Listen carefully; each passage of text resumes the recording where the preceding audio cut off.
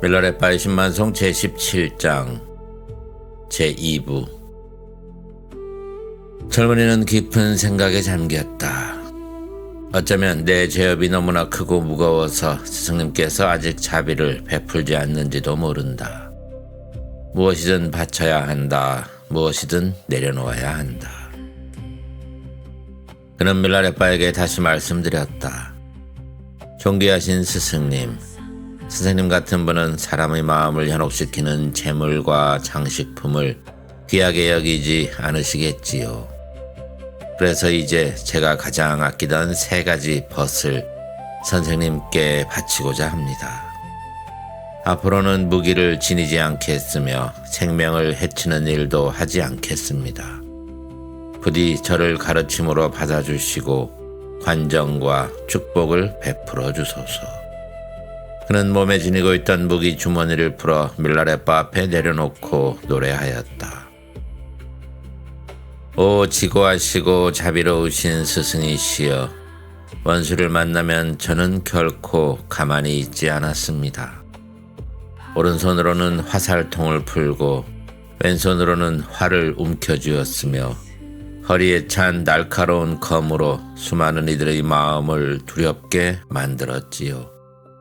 이 3가지 벗을 항상 지니고 다니며 저는 마치 무자비한 산적처럼 살아왔습니다. 내가 모습을 드러내기만 하면 사람들은 몸을 떨고 심장은 놀라 요동쳤으며 겁먹은 야크 떼처럼 사방으로 흩어져 달아나곤 했습니다. 이제 그 모습을 떠올리면 부끄럽고 괴롭기만 합니다. 지난 악행을 깊이 뉘우치며 오늘 이 3가지 벗을 선생님께 바치고자 합니다. 스승이시여, 선생님의 가르침에 순종하며 선생님이 가시는 길이라면 어디라도 따르겠습니다. 그러나 밀라레빠는 여전히 움직이지 않았다. 그는 청년을 바라보며 조용히 말했다. 사랑하는 젊은 벗이여, 나는 아직 그대가 그 서원을 끝까지 지킬 수 있다고 생각하지 않는다. 그리고 그 3가지 벗도 나에게는 필요하지 않다. 왜냐하면 내게는 그보다 훨씬 좋은 벗들이 있기 때문이다. 자, 이제 나의 노래를 들어보려무나. 들으렴 지치지 않는 젊은 도전자여, 오독의 적군은 사냥터처럼 넓은 윤회의 들판을 뛰어다니며 끊임없이 중생을 유혹한다네. 그들과 싸우겠다고 세상의 전쟁터에 뛰어들어 끝내 집착을 놓지 못한다면 스스로 감옥을 만들고 그 안에 갇히게 될 뿐이라네. 그러니 전쟁은 수행자의 길이 아니네. 외부 세계는 나의 화살통이요, 집착 없는 진여지의 각성은 표범가죽 칼잡이요, 대지혜는 내가 차고 있는 장검이라네. 하나 속 둘, 둘 속의 하나를 아는 지혜는 나의 올가미 줄이요, 명상의 공덕은 활시위를 당기는 손깍지. 이것이 내 무기들에 숨겨진 뜻이라네. 태어남이 없는 공성의 활을 보리심의 시위에 단단히 메우고 사무량심의 화살을 쏘아 오독의 적군을 향해 날려 보내노니 나는 그 승리를 조금도 의심하지 않는다네. 욕망의 군대가 아무리 강할지라도 마침내 무너지는 것은 그들일 뿐. 이것이 수행자의 싸움이요, 이것이 내가 걷는 길이라네. 그러니 젊은 보시자여, 그대의 3가지 벗은 그대가 간직하게나. 그리고 언젠가 그대 또한 알게 되리라. 진정한 적은 자신의 마음속에 있다는 사실을. 젊은이는 다시 간청하였다. 존귀하신 스승이시여, 저희 세 가지 벗을 받지 않으시겠다면 적어도 이 허리띠와 칼이라도 받아주십시오. 지금 당장 가르침을 내리지 않으셔도 좋습니다. 그러나 저는 반드시 선생님의 축복을 받아야겠습니다. 그리고는 다시 노래하였다. 살아계신 붓다시여, 진리를 아는 자는 많아도 실천하는 이는 매우 드물어 수행자의 열매 보여줄 자 100명 가운데 하나도 찾아보기 어렵지요. 법의 이치를 안다는 이들 많지만 다른 이에겐 배우고 싶지 않나니 저는 오직 선생님, 살아계신 붓다이신 선생님의 발자취를 따르고자 합니다. 선생님의 가르침은 고된 수행의 바위 틈에서 솟아나는 샘물과 같으니 빈손으로 그 물을 얻을 수는 없어서 이 작은 예물을 바칩니다. 이 검과 칼집은 분노의 강물이 흐르는 네팔의 골짜기에서 만들어졌고 운해가 사방을 감싸는 사자머리 바위 아래 대장장이의 불길 속에서 벼려졌습니다. 금실과 은실을 둘러 장식하고 귀한 혁대에 매달아 지녔으니 허리에 차면 온몸이 빛나 보이는 물건입니다. 이 검과 허리띠를 바치오니 지금이 아닌 훗날에라도 저에게 지고한 가르침을 베풀어 주소서. 청년은 검과 허리띠를 벗어 밀라레빠 앞에 내려놓았다. 그러자 밀라레빠가 조용히 말하였다. 사랑하는 젊은 벗이여, 아직은 그대에게 가르침을 줄 때가 아니란다. 그리고 그대의 예물도 나는 원하지 않는단다. 왜냐하면 내게는 그보다 더 좋은 허리띠가 있기 때문이다. 자, 이제 내 노래를 들어보려무나. 들으렴 순진하고 진실한 젊은이여.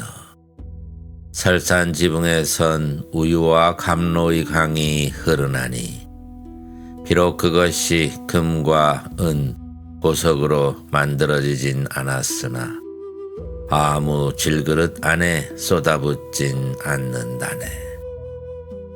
나는 가난한 수행자이나 결코 가난한 마음으로 살지 않는다네.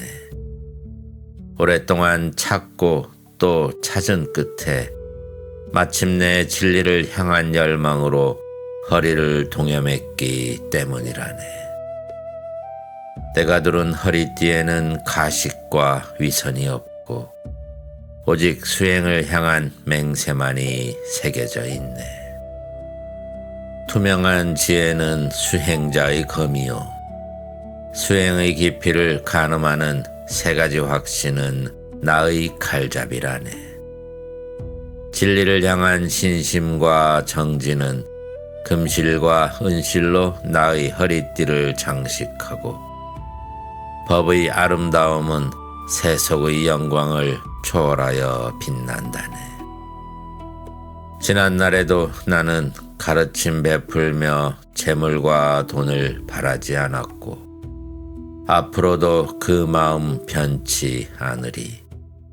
그러니 사랑하는 젊은 벗이여, 그대의 검과 허리띠를 잘 간직하게나. 나는 그대의 예물을 바라지 않으니 이제 그만 집으로 돌아가게나. 그대의 마음은 이미 길 위에 들어섰으니 인연이 완전히 무르익는 날 우리는 다시 만나게 되리라.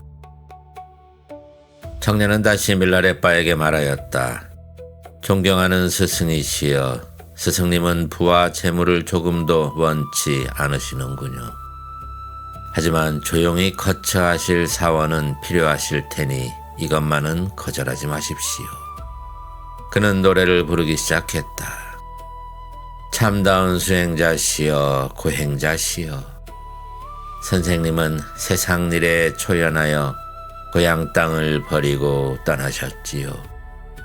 마음의 경계를 짓지 않고서 여기저기 떠도셨지요.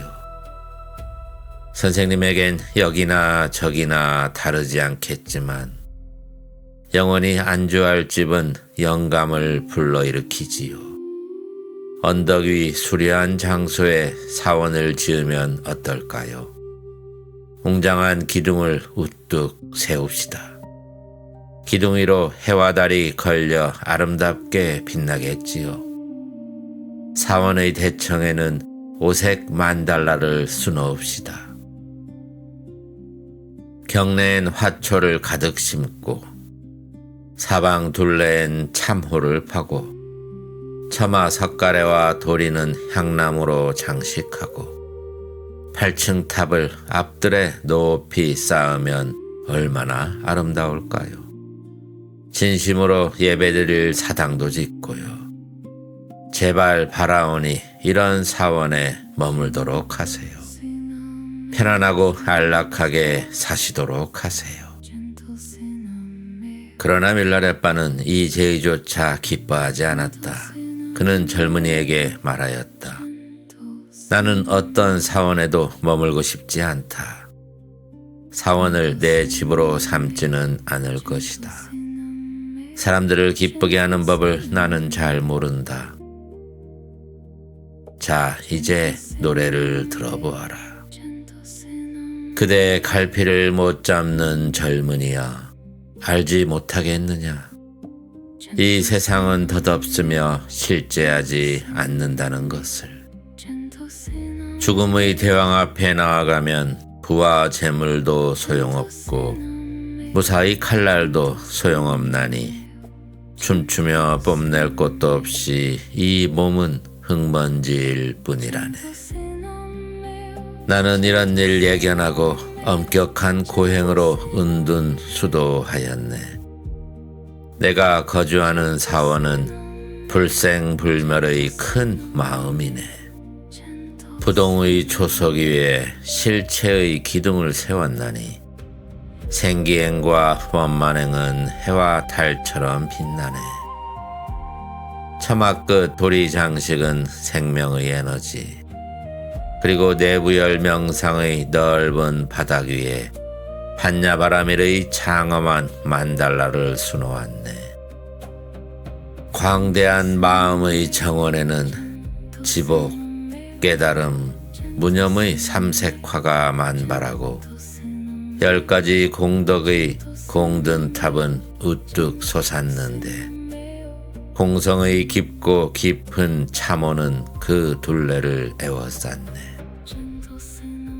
명상자의 사원은 이러하니 그대의 수도원은 소용없다네. 도시의 젊은이여, 그러니 흔쾌히 떠나도록 하여라. 그러나 젊은이는 다시 간청했다. 존경하는 스승이시여, 선생님께서 비록 사원은 필요 없을지라도 나약한 육신이 노쇠하여 병들면 누구에게 의지하겠습니까? 제 누이 동생은 진리에 대한 신심이 깊고 매우 착실하지요. 그녀를 조모 여인으로 드릴 테니 이번만은 제발 업신여기지 마소서. 그리고 청년은 노래 부르기 시작했다. 존경하는 수도자, 은둔자 이시여, 여자의 결점을 충분히 알고 정욕이 다 녹았다 할지라도 연약한 이 인간의 육체는 자칫하면 병들기 쉬우니 누구나 동반자가 필요하지요. 둘도 없는 저희 누이 동생, 우리 삼형제는 매우 사랑하지요. 아버지와 어머니는 훌륭한 가문, 그녀는 왕족의 전통을 지닌 딸. 무지개처럼 고운 모습에 천녀보다 아름다운 자태는 뭇 사람들 마음을 사로잡지요. 무명옷을 입어도 비단 옷을 두른 듯하고 보석과 금으로 머리를 장식하며 호옥과 진주 목걸이는 목에서 빛나지요. 누이의 아름답고 우아한 매력은 형언할 길 없지요. 청혼하는 자 많아도 허락하지 않았으니 화신불이시여 누이 동생을 맡기오니 이번 청만은 물리치지 마소서. 그러나 밀라레빠는 여전히 받아들이지 않았다. 어리석은 말을 하지 마라. 나는 이미 가족의 애착을 끊어버렸다. 자아에 사로잡힌 여자에 관해서는 관심이 없다. 나는 가족과 친척을 떠난 나이 많은 걸칙자일 뿐. 그대가 나에게 여인을 보낸다면 사람들은 오죽이나 비웃고 참담하게 험담하게 했느냐. 그러면 그대는 도리어 후회할 것이다. 그리고 무엇보다 나는 그대의 인척이 되고 싶은 생각이 없단다. 왜냐하면 나에게는 그대의 누이보다 훨씬 수려한 배필이 이미 있기 때문이다. 자, 들어보려무나. 오 젊은 주인아 들으렴. 여자는 정욕과 집착의 원인, 깨달음에 눈뜬 자질 있는 여인은 참으로 드물다네. 깨달음의 길 함께 걸을 천사 같은 동반자 있다면 경탄할 일 되겠지만 그대의 말에는 다소 과장이 있다네. 부드라의 수행은 무척이나 어려운 일이기에. 나의 경이로운 여인은 욕정을 여인 순이야타.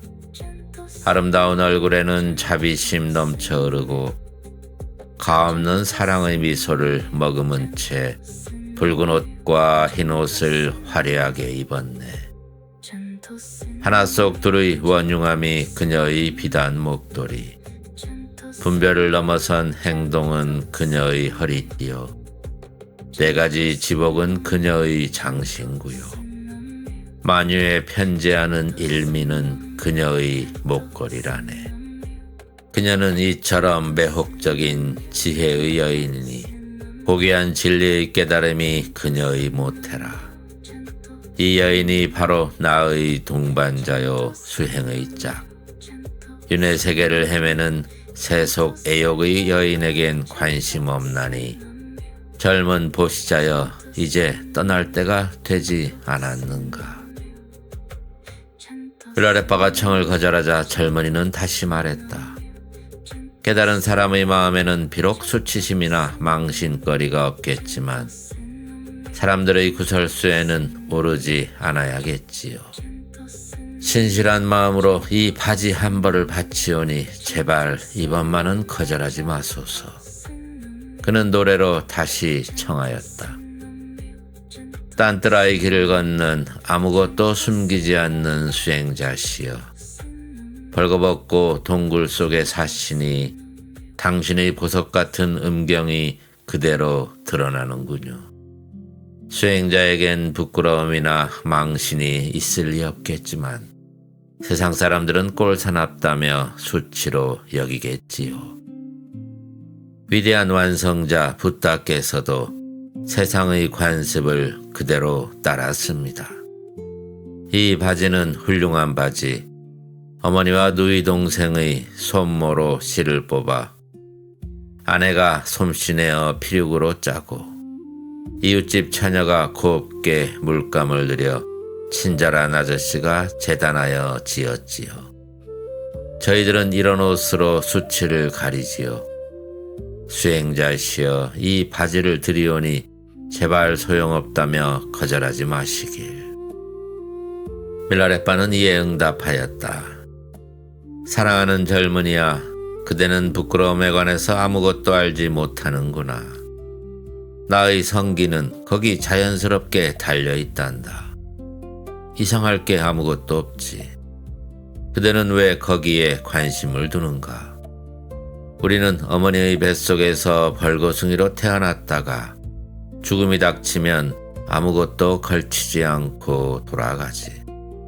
그러므로 육체에 관해서는 아무 더할 것이 없단다. 마음속에 부끄러움을 지니고 있는 젊은이여, 내 노래를 들어보라. 선한 젊은이여, 착한 젊은이여, 어찌하여 수치도 아닌 걸 수치로 여기는가? 그건 자연스레 타고난 기관일 뿐 참으로 부끄러워할 건 부끄러워하지 않는단다. 죄악으로 가득 찬 의미 없는 행위들을 보라. 그러면서 전혀 부끄러워하지 않나니 나는 그대에게 말해주리라. 스스로를 대접하는 법 일러주리라. 보리심은 질 좋은 나의 양털이니 나는 그것으로 4가지 문의 실을 찾는다네. 내가 짠 비룡은 삼매로 가는 자유의 길이요. 내가 사용한 물감은 공덕과 선의로 만들어진 것. 제단사 아저씨는 명정한 분별 지혜를 지녔으니 자랑스러운 일심의 바지를 지었다네. 품이 있고 이타적인 명상의 바지를 나는 입고 있나니 그대의 바지는 나에게 소용없다네.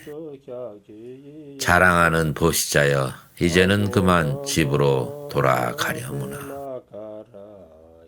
젊은이는 마침내 이렇게 생각했다. 이 위대한 명상 수행자는 어떤 것을 드려도 받지 않는구나. 그렇다면 차라리 어디에 사는지, 어디로 가시는지 알아보는 게 낫겠구나. 그리고 제발 우리 마을을 방문하시라고 간청해야겠구나. 이리하여 청년은 다음과 같이 말씀드렸다. 어떤 것을 드려도 선생님은 받지 않으시는군요. 대신에 저희 마을로 선생님을 초대합니다. 그리고 지금은 어디로 가시려는 중이었는지 들려주십시오. 이 길을 택하신 데는 분명히 목적지가 있을 것이니 숨기지 마시고 들려주십시오. 이에 밀라레빠는 대답했다. 아들아, 나는 아무것도 숨기지 않는다. 추수절이 되면 딩리 마을로 가서 걸식을 하고 추수가 끝나면 냐냥 마을로 간다. 그리고 겨울이 되면 산짐승과 산새들이 사는 먼 은둔처로 간단다. 젊은이는 며칠 후 밀라레빠를 집으로 초대하여 설법을 청해야겠다고 마음먹고 이렇게 노래하였다. 비길 데 없는 스승이여 화신부리시여, 걸식하러 딩리로 가신다지만 딩리는 저주받은 고을. 위로는 광대한 하늘 펼쳐졌지만 사람들의 덕은 겨자씨만큼 작지요. 그들의 손은 굳게 잠긴 집회소 대문의 빗장보다 뻣뻣하고 가난과 기근이 만연하여 보릿가루는 황금보다 비싸지요. 때문에 100번 구걸한들 시간만 낭비일 뿐이지요. 그리고 냐냥은 공포의 땅이자 산적과 살인자들의 천국. 문둥이들 떼지어 다니고 무덤과 화장터는 가득하지요. 그 땅은 공포에 가득 차 100명의 친구 없인 여행하지 못하고 안내자 없인 세 걸음도 뗄 수 없지요. 냐냥의 땅은 이렇게 악명이 높지요. 그리고 네팔과 티베트의 경계는 높고 춥지요. 설산 눈보라는 분노한 호랑이와 같고 사람들은 노새처럼 입을 다물지요. 골짜기 물은 남쪽 네팔로 흐르고 네팔의 낮은 골짜기들은 열기로 찜질하고 암벽 높이 위험한 밧줄 다리는 건너가려면 흔들리고 출렁거리며 열과 질병은 목숨을 앗아가지요. 남방 사람들은 언어조차 다르고 나무는 시체처럼 빳빳하지요. 수행자시여, 제발 거기에는 가지 마소서. 가시더라도 며칠만 더 연기하소서.